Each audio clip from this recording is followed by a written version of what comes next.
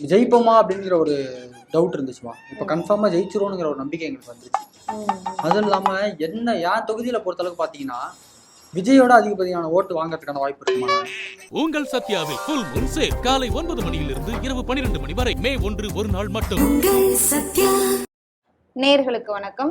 நம்மோட துறைமுகம் தொகுதியோட அணில்கள் வேட்பாளர் மனோரா அசோக் தான் இணைஞ்சிருக்காரு. வாங்க அவர் கூட பேசலாம். வணக்கம் சார். வணக்கம். வணக்கம். எலெக்ஷன்லாம் நடந்து முடிஞ்சிருக்கு, எப்படி சார் இருக்கு? இப்போ கொஞ்சம் ரிலாக்ஸா இருக்கா? ஆமாம்மா, ஓரளவுக்கு எலெக்ஷன் முடிஞ்சிருச்சு. இப்போ நம்ம ஜெயிச்சிருவோங்கிற நம்பிக்கை ஃபர்ஸ்ட்டு வந்து எப்படி இருந்துச்சுன்னா, நம்ம ஜெயிப்போமா அப்படிங்கிற ஒரு டவுட் இருந்துச்சுமா. இப்போ கன்ஃபார்மா ஜெயிச்சிருவோங்கிற ஒரு நம்பிக்கை எங்களுக்கு வந்துருச்சு. அதுவும் இல்லாம என் தொகுதியில பொறுத்த அளவுக்கு பாத்தீங்கன்னா விஜயோட அதிகப்படியான ஓட்டு வாங்கறதுக்கான வாய்ப்பு இருக்குமா? இல்ல புரியல சார். விஜய் விட? ஆமாமா, கண்டிப்பா விஜயோட இப்போ அதிகமா நான் ஓட்டு வாங்குவேன். அது வந்து இங்க பல பேர் வந்து ஒரு துறைமுகம் தொகுதியை தாண்டி இவர வெளில யாருக்காவது தெரியுமா? தெரியும்னா கமெண்ட் பண்ணுங்க, தெரியாதுன்னா அதையும் சொல்லுங்க. இல்ல, அது வந்து துறைமுகம் தொகுதியில அதிகமான வாய்ப்பு நமக்கு இருக்கு. மற்ற கட்சிக்கு ஓட்டு விடுதான்னு தெரியல. எல்லா பேரும் வந்து விசிலுக்காக போட ஆரம்பிச்சிட்டாங்கம்மா. அது ஏன்னு சொல்லி கேட்கும்போது விஜய் மூஞ்சிக்காக கூட போடல, என் மூஞ்சிக்காக தான் ஓட்டு விட்டுருக்காங்க. ஆமாம்மா, ஆமா, என் மூஞ்சிக்காக தான் அதுல ஓட்டு வந்திருக்கு. நீங்க அலட்சியமா நினைக்கிறீங்கம்மா. அப்படி இல்லாமல ஒரு மனுஷனுக்கு எதனால கொலை மிரட்டல்? கட்சியில சின்ன பசங்க தான் தரக்கு பேசுறாங்க, நீங்க அட்வொகேட் படிச்சிருக்கீங்க, நீங்களும் இப்படி பேசினா எப்படி சார்? ஒரு மனுஷனுக்கு எதிர்ப்பு இருக்கிறதால தான் கொலை மிரட்டல் வரும்.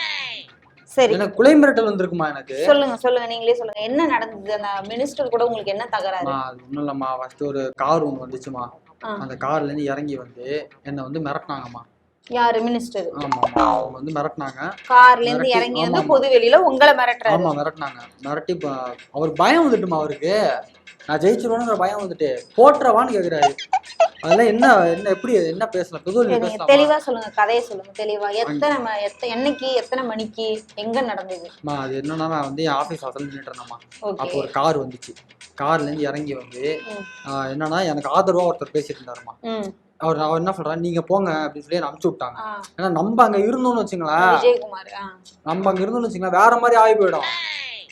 அது அவங்களுக்கு தெரிஞ்சிருச்சு, இவர் இங்க இருந்தா இங்க வேலை ஆகாது, வேற மாதிரி ஆயிடும்னு சொல்லி என்ன பாசமா நீங்க போங்க அப்படின்னு சொல்லி அனுப்பிச்சு விட்டுட்டு அவரை போய் மாட்டிருக்காங்க.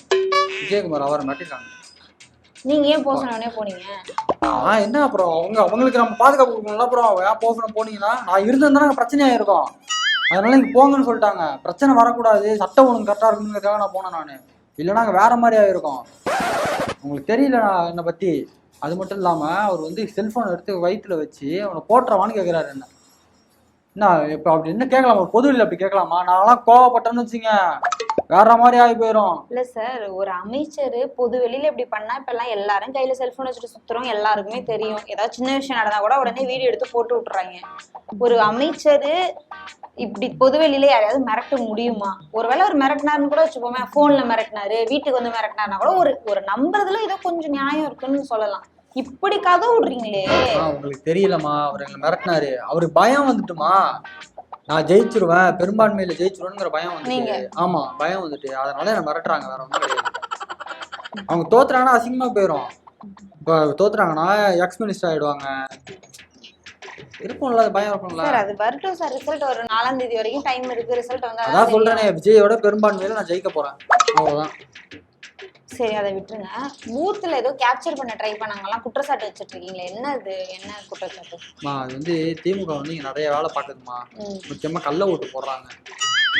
ஆமா, கள்ள ஓட்டு போடுறாங்க.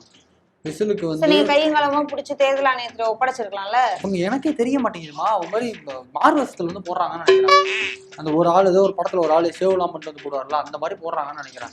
அது கண்டே பிடிக்க முடியல சார். அட்லீஸ்ட் ஒரு வீடியோவாவது எடுத்து போட்டுருக்கலாம்ல சார். அது தப்புமா. ஒரு ஓட் பூத்திங் நேரத்துல வீடியோ எடுக்க கூடாது. அது ரூல்ஸ் படி, அதை நாங்கள் ரூல்ஸ் படி இருப்போம். நான் இப்போ உங்க நெரேட்டிவ் செட் பண்றது இது கள்ள ஓட்டு போட்டு ஜெயிச்சிட்டாங்க, கள்ள ஓட்டு போடுறாங்கன்றது நெரேட்டிவ். ஆமாமா. இப்போ நாளைக்கு நீங்க தோத்துட்டீங்கன்னா இதை சொல்லிடுவீங்க, கள்ள ஓட்டு போட்டு. தோக்கத்துக்குலாம் வாய்ப்பே கிடையாது. எனக்கு தெரியுமா, இந்த தொகுதியில என் மேல எவ்வளவு அன்புல இருக்காங்கன்னு எனக்கு தெரியும்.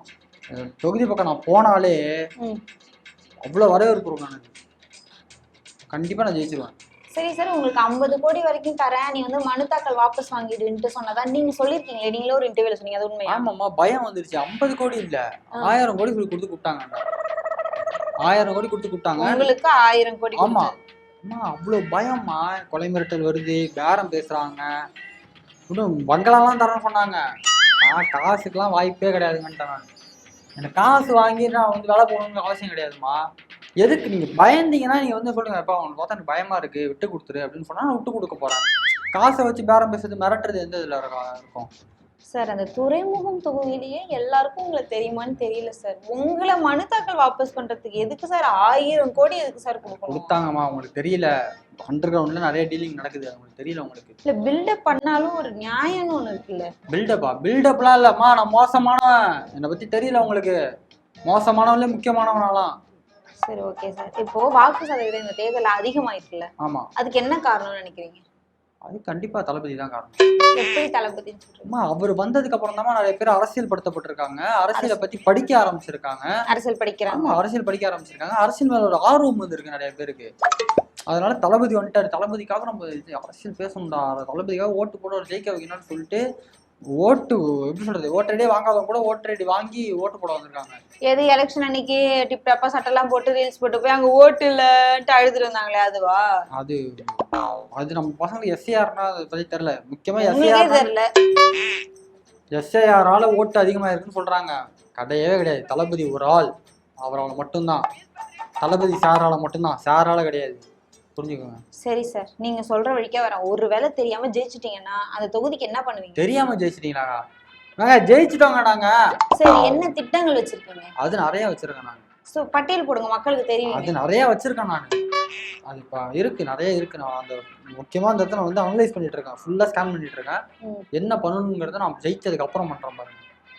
4ஆம் தேதிக்கு அப்புறம் இந்த ஒரு வாரத்துல எல்லாத்தையும் ரெடி பண்ணிடுவீங்க? எல்லாத்தையும் ரெடி பண்ணிட்டு நாளை ஜெயிக்கணும்னு முடிவு ஆயிடுச்சு நமக்கு. ஓட்டு என்னவே தேவையில்ல, கொடுத்துடலாம். அமைச்சர் கொடுத்துடலாம். எனக்குலாம் அமைச்சரா? என்ன அமைச்சர் எதிர்பார்க்குறீங்க? அது எது கொடுத்தாலும் நான் சிறப்பா பண்ணுவேன். அமைச்சர் பதவி பேர் சொல்ல வரல டக்குனா தானே. அது எது கொடுத்தாலும் நான் சிறப்பா பண்ணுவேன், அதனால பிரச்சனை இல்லை. சரி, ஒருவேளை தோத்துட்டீங்கன்னா என்ன நடக்கும்? தோக்கிறதுக்கான வாய்ப்பே கிடையாதுமா. தோத்தாலும் நான் நம்ப மாட்டேம்மா நான் தோத்துறேன்னு. சரி, உங்க தலைவர் வந்து இப்ப திருச்செந்தூர் போயிருக்காருல, அதை பத்தி நீங்க என்ன நினைக்கிறீங்க? ஆமா, அவர் வந்து எல்லா மதத்தையும் எல்லா கடவுளையும் ஒன்னா பாக்குறவருமா. அவர் வந்து எம்மதமும் அடுத்து போவாரு. அடுத்த வாரம் போவாரு. இப்ப திருச்செந்தூர் போயிட்டு வந்ததுக்கே தலைவர் கொஞ்சம் டயர்டா இருப்பாப்புல.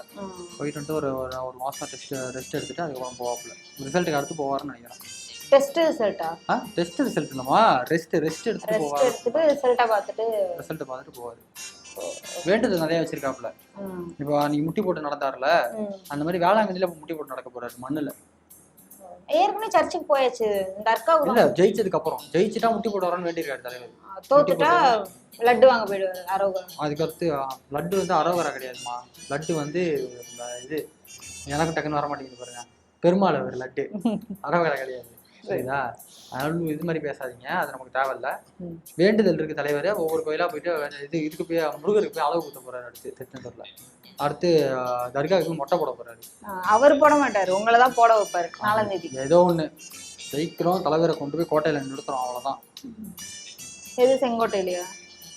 தேவையில்ல இப்ப காமெடிமா அதெல்லாம். அந்த ஒரு இன்டர்வியூல உட்காந்து இந்த மாதிரி காமெடியை பண்ணி நீ மட்டும்தான் சிரிக்கிற. அங்கேருந்து செருப்பால அடிப்பாங்க அந்த மாதிரி காமெடிக்கலாம். வேற ஏதாவது கேள்வி இருந்தா கேளுங்க. ஓகே சார், முடிச்சுக்கலாம். நன்றி. நன்றி.